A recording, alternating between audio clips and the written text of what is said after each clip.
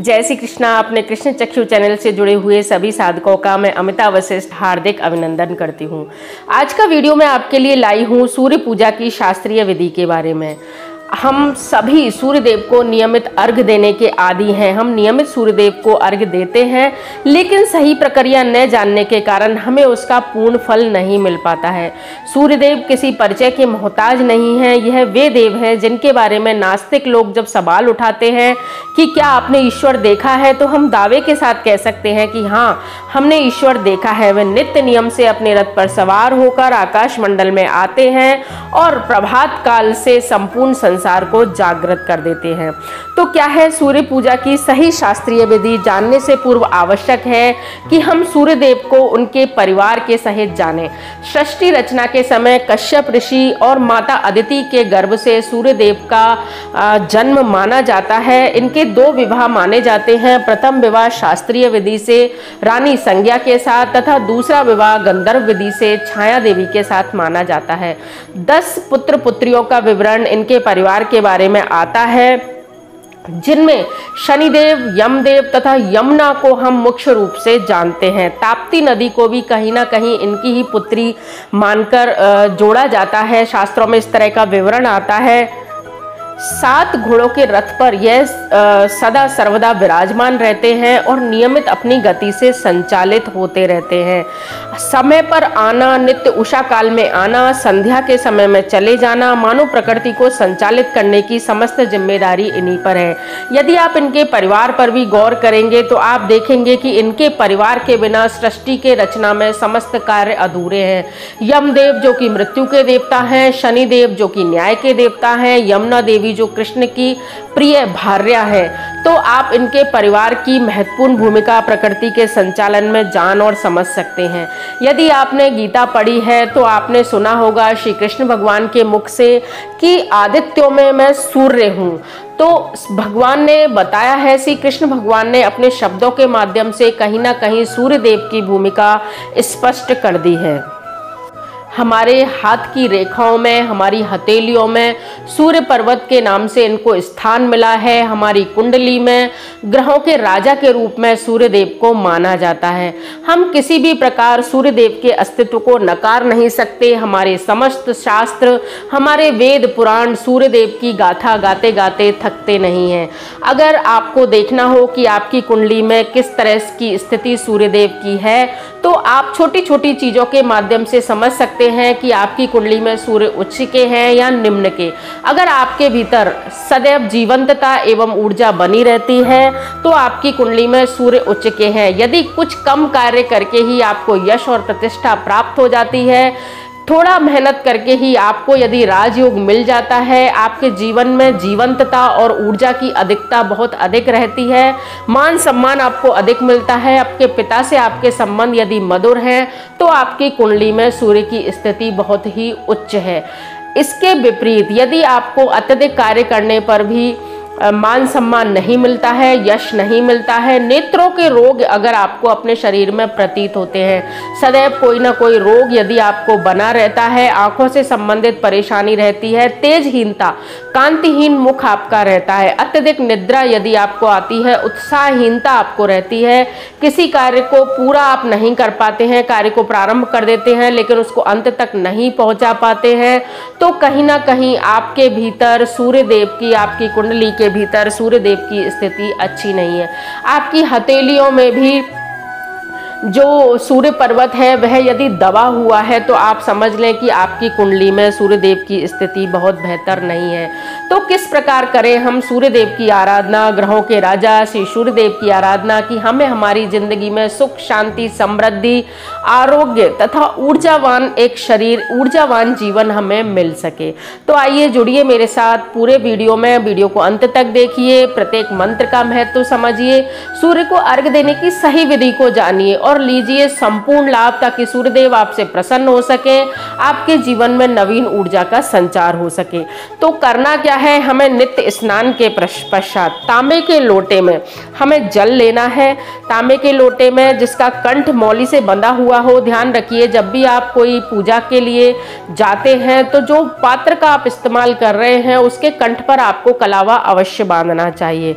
उसमें आप शुद्ध जल डालेंगे, लाल चंदन अथवा कुमकुम डालेंगे, लाल पुष्प यदि हो तो आप वह डालें, गेहूं के दाने अथवा अक्षत डालें, थोड़ा सा गुड़ आप उसमें डाल दें। उगते हुए सूर्य के उदित काल से और 2 घंटे के पश्चात तक यदि आप सूर्यदेव को अर्घ देते हैं तो यह बहुत ही शुभ फलदायी होता है। इसके पश्चात यदि आप अर्घ देने के आदी हैं, शारीरिक मजबूरियां हैं, कुछ पारिवारिक मजबूरियां हैं और आप अर्घ देने में लेट हो जाते हैं, विशेषकर महिलाओं को यह समस्या रहती है कि कार्य करते समय वे लेट हो जाती हैं, तो कई बार 11 बजे 12 बजे तक अर्घ देना पड़ता है। तो उसके लिए भी मैं आपको विधि बताऊंगी कि उसके लिए आपको प्रायश्चित पूजा किस तरह से करनी है। वह अत्यंत आसान है, वह कोई मुश्किल नहीं है। सूर्य उदित होने के 2 घंटे के भीतर यदि आप जल चढ़ा लेते हैं तो वह आपको सिर्फ 3 बार करना होता है। यदि सूर्य उदित होने के बाद आप 8 बजे के बाद लेट हो जाते हैं तो आपको 4 बार वह प्रक्रिया दोहरानी पड़ती है। तो अब मैं आती हूँ कि आप लाल आसन का प्रयोग करें।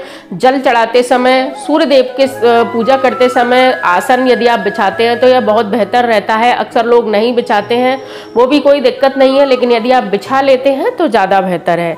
इसके पश्चात आप सूर्य गायत्री मंत्र जो है आदित्याय विद्महे सहस्त्र किरणाय धीमहि तन्नो सूर्य प्रचोदयात, या तो इस मंत्र को 12 बार बोलते हुए अथवा ओम घृणी सूर्याय नमः इस प्रकार के मंत्र को, अथवा अन्य बहुत से मंत्र हैं, सूर्यदेव के मंत्रों से हमारे पूरे शास्त्र भरे हुए हैं।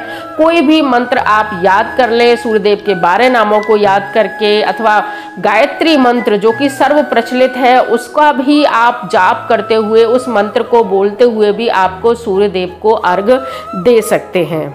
अब ब्रह्म वैवर्त पुराण में यह विवरण आता है कि ईशन नम्र प्रभातिव है। कोई कहता है कि हमें अपने मस्तक के ऊपर से जल गिराना चाहिए, कोई कहता है कि हमें बिल्कुल झुककर जल चढ़ाना चाहिए, कोई कहता है कि हमें सीने पर हाथ रखकर और जल चढ़ाना चाहिए। नहीं, ये सब कुछ गलत है। जो शास्त्रीय प्रमाण जो होते हैं हमें उन्हीं को मानना चाहिए। शास्त्र कहते हैं कि सुबह के समय हमें थोड़ा सा झुककर, अधिक झुककर नहीं, थोड़ा सा झुककर नेत्रों के सामने जल के लोटे को करते हुए अर्घ इस प्रकार धीरे धीरे देना चाहिए कि सूर्य की रश्मियां अधिक से अधिक समय तक हमारे शरीर पर पड़े। अगर आप योग से जुड़े हुए हैं, अगर आप आध्यात्मिक हैं तो 72,000 नाड़ियों के बारे में आपने पढ़ा होगा। जब हम शरीर के मध्य स्थान से, बीचों बीच से जब हम अर्घ देते हैं तो सूर्य की रश्मियां उस जल को स्पर्श कर जब हमारे भीतर प्रवेश करती हैं तो जीवन ऊर्जा से वह भरी हुई होती हैं। सुबह का समय वैसे ही जीवन ऊर्जा से भरा हुआ होता है, और जब हम सूर्य देव को अर्घ देते हैं और किरण और जल का स्पर्श जब हमारे शरीर पर पड़ता है, उसकी किरणें जब पड़ती हैं तो वह हमारे शरीर में जीवन ऊर्जा का, सकारात्मक ऊर्जा का संचार करती हैं।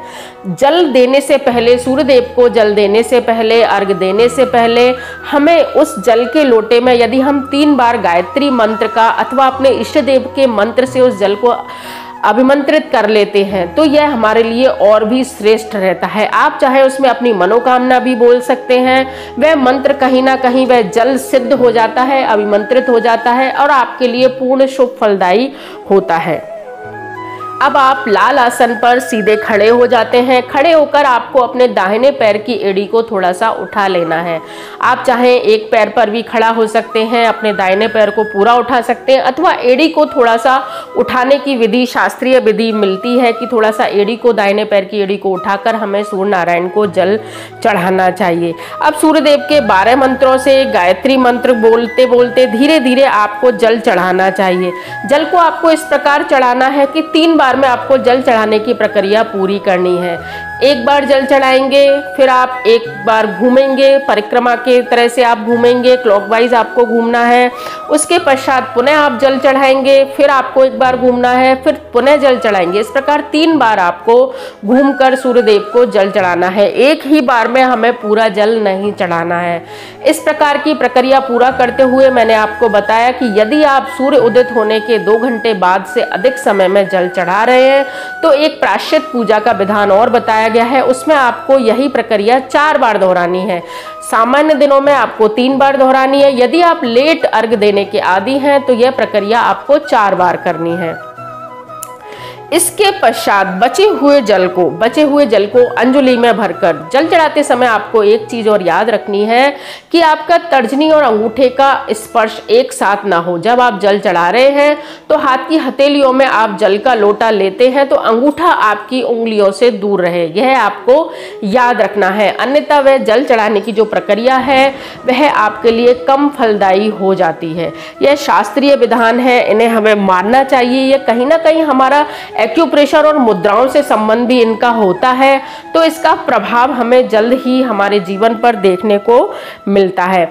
जल चढ़ाते समय आप याद रखें कि जल किसी गंदी जगह पर, अपवित्र जगह पर ना गिरे। उसे आप नीचे किसी पात्र में इकट्ठा कर सकते हैं अथवा किसी गमले में जल को चढ़ा सकते हैं। पवित्र भूमि पर भी आप जल को चढ़ा सकते हैं। जल चढ़ाते समय आपको याद रखना है कि उस जल के छींटे आपके पैरों पर ना पड़े, ना ही वह जल कहीं पैरों में जाए, किसी के भी पैरों में वह न जाए। ऐसा माना जाता है कि यह जल यदि किसी के पैरों में पड़ता है, क्योंकि वह पवित्र जल होता है, तो पाप चढ़ाने वाले को भी और उस पर पैर रखने वाले दोनों को ही लगता है। शास्त्रों में तो यहाँ तक कहा जाता है कि यदि उस जल के छींटे किसी के भी पैरों पर लगते हैं, वह चाहे जल चढ़ाने वाले के अथवा किसी गुजरने वाले के पैरों पर लगते हैं, तो वहीं से उसके कुष्ठ रोग की शुरुआत हो जाती है। तो जल चढ़ाते समय यह याद रखें कि जल किसी के भी पैरों में अथवा अपवित्र स्थान पर न जाए। अब लोटे में आपको थोड़ा सा जो जल बचा है उसको अंजलि में भरकर अपने मस्तक के चारों ओर घुमाकर 10 दिशाओं को प्रणाम करना है। 10 दिशाओं में वह जल छोड़ना है। इसके पश्चात थोड़ा सा जल और अंजलि में ले, वहीं खड़े होकर आपको अपने स्थान देवता, वास्तु देवता, ग्राम देवता, क्षेत्र देवता, कुल देवी देवता के नाम से भी वहीं अर्घ आपको छोड़ देना है। इसके पश्चात आप जो भी चाहें मनोकामना, अपने लिए आरोग्य की प्रार्थना, अपने लिए रोजगार की प्रार्थना, अपने लिए संतान समृद्धि की प्रार्थना, जो भी प्रार्थना आप चाहें कर सकते हैं। तत्पश्चात आपको सूर्यदेव की झांकी बनानी है। झांकी आप चाहें कहीं भी देख सकते हैं, हमारे शास्त्रों में उनका विवरण मिलता है। मैं आपको समझा सकती हूँ कि अपने दोनों हाथों की कनिष्ठिका और तर्जनी उंगली को दोनों को आपस में कुछ इस तरह मिलाना है कि बीच की उंगलियों से जो एक गैप बनता है, जो एक स्थान बनता है, खाली स्थान, वहां से आपको सूर्यदेव को दर्शन करने हैं। इस प्रकार झांकी बनाकर दर्शन करने से सूर्यदेव की प्रखर किरणें आपकी आंखों को चुभती नहीं है, सूर्यदेव के अच्छे से दर्शन हो जाते हैं, सकारात्मक ऊर्जा का प्रवाह आपके भीतर होता है। तत्पश्चात वहीं खड़े खड़े आपको 3 बार, 5 बार, 7 बार आपको सूर्यदेव की क्लॉकवाइज अर्थात परिक्रमा के हिसाब से आपको परिक्रमा करनी है। यानी कानि च पापानि जन्मांतर कृतानि व तानि सर्वाणि प्रणश्यन्ति प्रदक्षिणाम पदे पदे। इस प्रकार का यह प्रदक्षिणा का मंत्र है। यदि आप इसको बोलकर 7 बार प्रदक्षिणा करते हैं तो सूर्यदेव आपके द्वारा किए हुए समस्त जन्मों के पापों का नाश कर देते हैं। आप अपने ही स्थान पर घूमकर सूर्यदेव की प्रदक्षिणा की जाती है। 7 बार सूर्यदेव की प्रदक्षिणा करने का नियम शास्त्रों में मिलता है। इसके बाद आपको झुककर सूर्यदेव को, यदि पुरुष है तो साष्टांग प्रणाम करें, यदि महिला है तो नीचे झुककर अपना मस्तक, नासिका इत्यादि टिकाकर आप धोक लगा सकते हैं। सूर्यदेव को अर्घ देने के पश्चात जो जल है आपके लोटे में, जो बचा हुआ जल है अथवा नीचे पवित्र स्थान पर गिरा हुआ जल है, उसको आप अपने मस्तक पर, अपने नेत्रों पर अवश्य लगाएं। यदि लोटे में थोड़ा जल बचा है तो अकाल मृत्यु हरणम सर्वव्याधि विनाशनम सूर्य पादोदकम तीर्थम जठरे धार्याम्यम, अर्थात जो जल बचा है उसको जब हम अपने जठर में धारण करते हैं, अपने शरीर में जब हम उसको लेते हैं, तो वह हमारे अकाल मृत्यु और समस्त रोगों का नाश करने वाला होता है। सूर्य देव के चढ़ाने से बचा हुआ जो जल है वह तीर्थ के समान माना गया है, तीर्थों के जल के समान माना गया है। इसका जो कारण है वह आप इस तरह से समझ सकते हैं कि सूर्य जब प्रखर अपनी किरणों से चमकते हैं तो समस्त तीर्थों के जल पर उनकी जो किरणें हैं वह चमकती हैं, और सूर्य की किरणों से वह जो जल है वह भाप के साथ सूर्य देव के भीतर पहुंच जाता है। जब हम जल चढ़ाते हैं तो वह समस्त तीर्थों की जो सकारात्मक एनर्जी है वह उस जल में प्रवेश कर जाती है। इस प्रकार हमें घर बैठे ही समस्त तीर्थों के जल की जो सकारात्मक ऊर्जा है वह हमें घर बैठे ही प्राप्त होती है। तो यूं ही नहीं है सूर्यदेव का महत्व, यूं ही नहीं है उनकी किरणों का महत्व, उनकी किरणों की पवित्रता का कारण, उन पर चढ़े हुए जल की पवित्रता का कारण मैं समझती हूँ कि आपको समझ में आ गया होगा। अब आपकी सूर्य पूजा समाप्त हो चुकी है। अब कहा जाता है कि सूर्यदेव को जल चढ़ाते ही हम वापस सूर्यदेव को पीठ दिखाकर और जल्दबाजी में अंदर आ जाते हैं। यहाँ से भी हम कहीं ना कहीं एक गलत कार्य करते हैं। सूर्यदेव को जल देने के पश्चात तुरंत पीठ दिखाकर हमें नहीं आना है। 3 से 5 कदम हमें तकरीबन 3 से 5 कदम उल्टा चलना है, फिर नमस्कार करके हमें अपने घर में या जहाँ भी हम आ रहे हैं वहाँ प्रवेश करना है। इस प्रकार हमारी सूर्यदेव की पूजा संपूर्ण हो जाती है। सूर्यदेव ज्ञान के देवता हैं, ज्योतिष के देवता हैं। सूर्यदेव को हमारी पृथ्वी का जो शिव शंकर है उनका तीसरा नेत्र के रूप में सूर्यदेव की आराधना की जाती है। सूर्यदेव शिव जी के तीसरे नेत्र के समान माने गए हैं। समस्त देवों की सकारात्मक ऊर्जा सूर्यदेव में मौजूद रहती है। तो इस प्रकार हमें सूर्यदेव की पूजा करनी चाहिए। आपकी कुंडली में सूर्य कमजोर है, यह आप कैसे जानेंगे? तो मैं आपको बताती हूँ कि हथेली में यदि आपका सूर्य पर्वत दबा हुआ है, आपको अपने भीतर उत्साह की कमी नजर आती है, तेजहीन आपका चेहरा है, आंखों में आपके चमक यदि नहीं है, इच्छा शक्ति की कमी है, धैर्यहीनता आपके भीतर है, तुरंत ही आपको गुस्सा आ जाता है, आप थोड़े दिन में रोगी होते रहते हैं, अर्थात रोग आपको घेरते रहते हैं, निर्णय लेने की क्षमता में यदि आपको कमी लगती है, मैं ये करूं अथवा मैं ये करूं, किसी कार्य को प्रारंभ करके आप उसे पूरा नहीं कर पाते हैं, आंखों के रोग यदि आपको बार बार बने रहते हैं, बार बार कोई आपके आत्मसम्मान को चोट पहुंचाता है, तो समझ जाइए कि कहीं ना कहीं आपकी कुंडली में सूर्य देवता आपसे नाराज है, सूर्य देव आपकी कुंडली में शत्रु भाव में बैठे हुए हैं। वहीं जिसकी कुंडली में सूर्य अच्छी स्थिति में होता है उसके पिता से संबंध बहुत अधिक मधुर होते हैं, बॉस से भी उनके संबंध बहुत अधिक मधुर होते हैं, कार्य क्षेत्र में उनको बिना कार्य करे ही अथवा कम कार्य करने के पश्चात भी यश और मान सम्मान बहुत अधिक मिलता है। सूर्यदेव ग्रहों के राजा है। हमारी कुंडली में यदि सूर्य हमारे अनुकूल है तो बिना मेहनत के ही हमें अधिक संपत्ति, अधिक समस्त सुविधाएं, संसार में होने वाली समस्त सुख, शांति, समृद्धि और आरोग्यता हमें प्राप्त होती है। तो सूर्यदेव की अच्छे से आराधना करें, तांबे का, स्वर्ण का दान करें, सूर्यदेव इससे प्रसन्न होते हैं। यदि कुंडली की स्थिति ज्यादा खराब है तो रविवार के दिन बिना नमक का भोजन करें, लाल वस्त्र धारण करें, लाल चीजों का दान करें, यह आपकी कुंडली के लिए बहुत अधिक शुभ होगा। तो शास्त्रीय विधि से करें सूर्य देवता का पूजन। कैसा लगा आपको मेरा ये वीडियो? अगर अच्छा लगा हो तो प्लीज लाइक करिए, शेयर करिए, सब्सक्राइब जरूर करिए। जय श्री कृष्णा, धन्यवाद।